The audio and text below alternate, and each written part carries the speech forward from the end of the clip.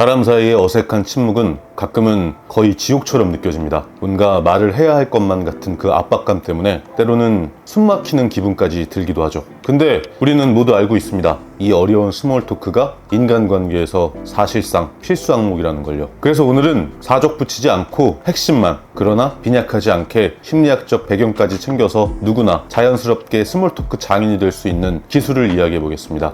본론부터 바로 들어가겠습니다. 스몰 토크의 본질은 사회적 인정 욕구입니다. 사람은 누구나 속으로 이렇게 말하고 있죠. 나 여기 있다. 나 좀 알아봐 달라. 왜냐면 인간은 기본 욕구를 넘어서 존중과 인정을 원합니다. 심리학자 아브라함 매슬로가 제시한 욕구 단계 이론에서도 생리적 욕구와 안전 욕구를 넘어선 상위 단계에서 바로 존중과 인정의 욕구가 자리한다고 설명합니다. 프로이트는 이 부분을 조금 다르게 설명하기도 했습니다. 그는 내 안에서 나를 움직이게 만드는 힘, 즉 리비도라고 불리는 욕동이 인간에게 있으며 이 욕동이 사회적 관계 속에서 다양한 방식으로 표현된다고 보았습니다. 그래서 스몰 토크를 주도하려면 먼저 이렇게 말해주는 겁니다. 나는 네가 여기 있다는 걸 알고 있다. 즉 존재 확인을 해주는 거예요. 이 한마디의 태도만으로도 상대는 편안해지고 관계의 문이 열립니다. 그치만 어떻게 시작해야 할지 막막하신가요? 답은 의외로 단순합니다. 바로 세심한 관찰이에요. 예를 들어 상대가 입은 자켓에 단추 하나만 빨간색이라면 이렇게 말해보는 거죠. 자켓 멋지네요. 빨간 단추 하나가 확 포인트가 되는데요. 그 빨간 단추를 상대가 마음에 들어 하든 살짝 아쉬워하든 우리한텐 중요하지 않습니다. 중요한 건 대화의 물꼬가 트였다는 사실. 상대는 보통 두 가지로 반응하겠죠. 저도 이 빨간 단추가 마음에 들었어요. 혹은 자켓 디자인은 마음에 드는데 단추만 눈에 띄는 것 같아요. 동의든 반박이든 이미 공이 오갔고 상대는 내가 보였다라는 안도를 느낍니다. 이게 바로 존재 인정의 작동 방식이죠. 여기서 정말 중요한 포인트가 하나 있습니다. 질문의 무게를 가볍게 만들어야 한다는 거죠. 칭찬부터 예를 들어볼까요? 지난번부터 뵀는데 정말 대단하세요. 진짜 멋지십니다. 확실히 남다르신 것 같아요. 물론 기분은 잠깐 좋아질 겁니다. 근데 대화가 깊어지진 않겠죠. 이런 표피적인 칭찬만으론 라포, 즉 친밀감이 잘 안 생긴다는 겁니다. 그렇다면 이번엔 누군가가 이런 질문으로 나에게 스몰 토크를 걸어온다고 가정해보죠. 언제부터 그렇게 관심을 갖게 됐어요? 그 책은 어떤 내용이에요? 그 공부는 언제부터 얼마나 하셨나요? 어떠세요? 이미 대답하기 전부터 머릿속 편집이 필요해집니다.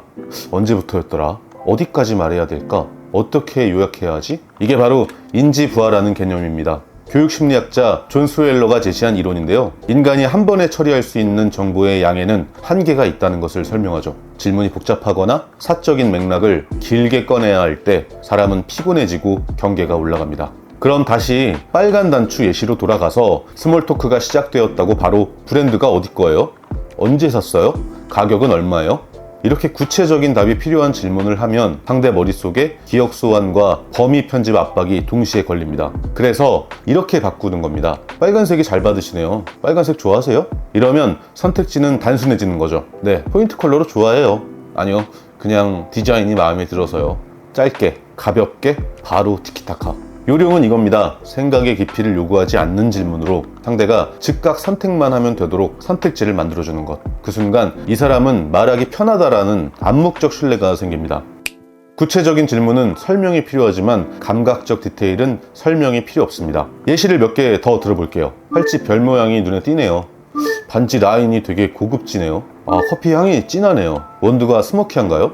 텀블러 색감이 되게 산뜻하네요. 안경 테가 얼굴 선이랑 되게 잘 맞아요. 신발 스티치가 이쁘네요. 되게 클래식한데요? 이 카페 조명 톤이 좀 특이하죠? 오늘 공기가 되게 맑은 느낌이지 않아요? 공통점 보이시나요? 즉시 인지 가능, 설명 부담 최소, 선택지만 유도. 이것이 바로 스트로크라는 개념입니다. 사회심리학자 에릭 버니 교류 분석 이론에서 사용한 용어로 상대방의 존재를 인정해주는 작은 자극이나 신호를 뜻합니다. 이 누적이 관계의 첫 단추를 채웁니다. 그리고 여기에 카멜레온 효과라는 현상도 참고하는 겁니다. 사회심리학자 차트랜드와 바르그가 연구한 개념으로 사람들이 무의식적으로 상대방의 말투나 제스처를 따라하면서 친밀감을 높이는 경향을 말하는데요. 억지 흉내가 아니라 속도, 톤, 간격 정도만 살짝 조절하는 느낌입니다. 경계는요, 보이지 않아도 명확합니다. 가격, 브랜드, 거주지, 연애, 가족사 같은 사적 범위는 초반 스몰 토크에는 부적합한 주제라는 거죠. 이걸 무시하고 얼마예요? 어디 사세요? 누구랑 오셨어요? 이런 질문을 던지는 순간 상대의 머릿속은 복잡해집니다. 무례하게 답하고 싶지는 않고 그렇다고 다 구체적으로 대답하기엔 사적 영역이 섞여 있기도 하고 자칫 자기 이야기를 과하게 떠드는 TMI로 보일 수도 있다고 생각하기 때문에 머릿속에서는 적당한 답을 찾기 위해 기억 소환과 편집의 압박으로 바쁘게 돌아갑니다. 이는 곧 상대로 하여금 불편한 감정이 들게 만들고 머리엔 경계선이 그어집니다. 왠지 이 사람 나랑 코드가 안 맞는다. 우리도 그럴 때가 있잖아요. 사람을 만났는데 설명하기 어려운 그 불편한 직감, 대부분 여기서 생깁니다. 정확히 뭐가 싫은 건지 모르겠는데 뭔가 말도 잘 안 통하고 왠지 얘기할수록 더 피곤해질 것 같은 그 묘한 느낌, 그게 경계 침범 시그널입니다. 근데 이럴 수도 있잖아요. 만약에 상대가 반응을 안 해요. 대화가 거절당한 느낌이 드는 거죠. 그럼 어떡할까요? 간단합니다. 흘려보내세요. 그 사람 지금 피곤할 수도 있고 일에 몰입 중일 수도 있습니다. 그냥 오늘은 조용히 있고 싶은 날일 수도 있죠. 그건 내 실수도 내 가치의 문제도 아니라는 거죠. 우리는 타인의 그림자를 만날 때 비로소 자기 자신을 배운다. 이것은 분석 심리학을 창시한 칼 구스타프 융의 말입니다. 거절은 상황 변수일 뿐 자기 가치 판단이 아닙니다. 여기서 핵심 개념 하나 더, 자기분화입니다. 가족치료학자인 머레이 보엔의 가족체계 이론에서 나온 개념으로 타인의 감정과 자신의 감정을 분리해낼 수 있는 심리적 힘을 말합니다. 자기분화가 낮으면 상대의 표정 하나, 미묘한 말투에도 금방 흔들립니다. 내가 그렇게 싫은가? 내가 너무 이상했나?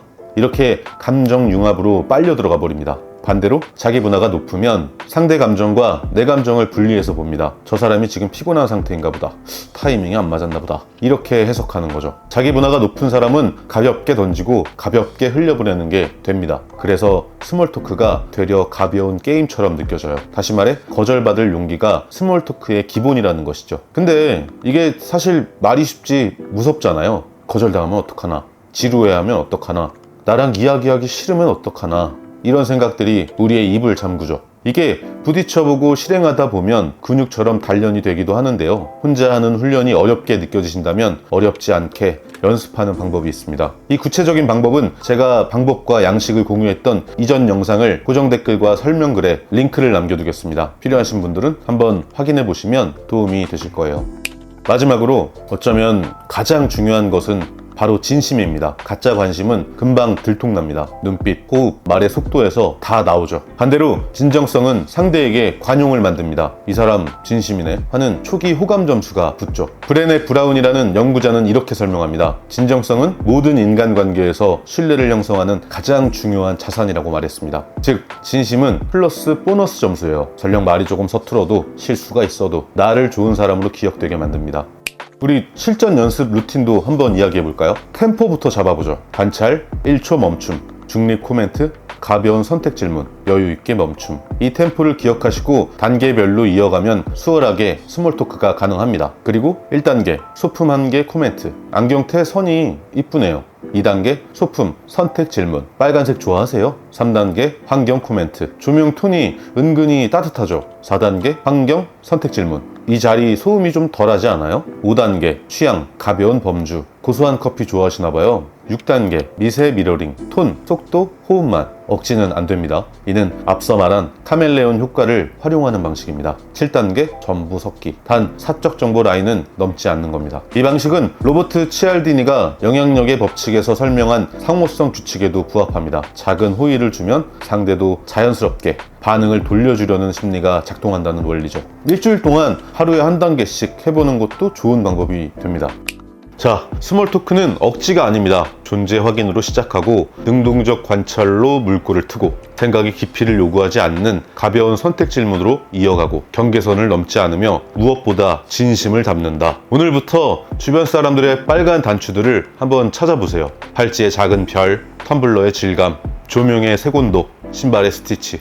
설명 필요 없는 디테일에 한마디만 얹으면 됩니다. 반응이 없으면 괜찮습니다. 흘려보내고 다음 타이밍에 가볍게 다시 던지면 되죠. 대화는 생각보다 훨씬 간단하게 시작됩니다. 이번 영상으로 도움이 되셨다면 여러분은 스몰 토크에서 어떤 순간이 가장 불편하거나 부담스러웠는지 댓글로 남겨주세요. 네, 이번 영상은 여기까지입니다. 구독 부탁드리면서 저는 이만 가보겠습니다. 더 좋은 영상으로 다시 찾아뵙겠습니다. 감사합니다. 안녕히 계세요.